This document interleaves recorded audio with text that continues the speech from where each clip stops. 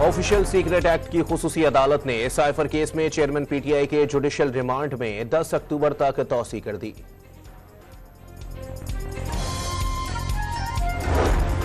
District and session court Islamabad में बुशरा बीबी के खिलाफ जाली रसीदों के केस की समाअत 12 बजे मुकर्रर। बुशरा बीबी के खिलाफ थाना कोहसार में मुकदमा दर्ज किया गया था। फातिमा कत्ल केस में नामजद मुलजिमा हिना शाह ने खुद को पुलिस के हवाले कर दिया।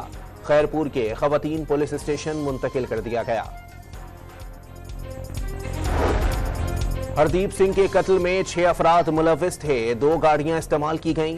कनाडा के शहर सिरे में गुरुद्वारे की पार्किंग में हरदीप सिंह की गाड़ी को रोका। 2 मुलजिमान ने 50 गोलियां बरसाईं। हरदीप सिंह को 34 गोलियां लगीं। अमरीकी मीडिया के इंकशाफात। कैनेडियन वजीर आजम के भारत पर लगाए गए इल्जामात पर गहरी तशवीश है। अमरीकी महकमा खारजा के तर्जुमान मैथ्यू मिलर की प्रेस कॉन्फ्रेंस। कनाडा में हरदीप सिंह के कत्ल के बाद अमरीका में सरगर्म सिख रहनुमाओं को भी भारत से खतरा। अमरीकी तहकीकाती इदारे FBI ने अमरीका भर में सिख रहनुमाओं को इंतबाह जारी कर दिया। एहतियात बरतने की हिदायत। कनाडा और अमरीका की सिख तंजीमों ने भारतीय सिफारती मिशन के सामने मुजाहिरों का ऐलान कर दिया। मरियम नवाज लंदन से बरास्ता अरब अमारात पाकिस्तान के लिए रवाना। लीगी रहनुमा ने लंदन में 4 रोज कयाम किया।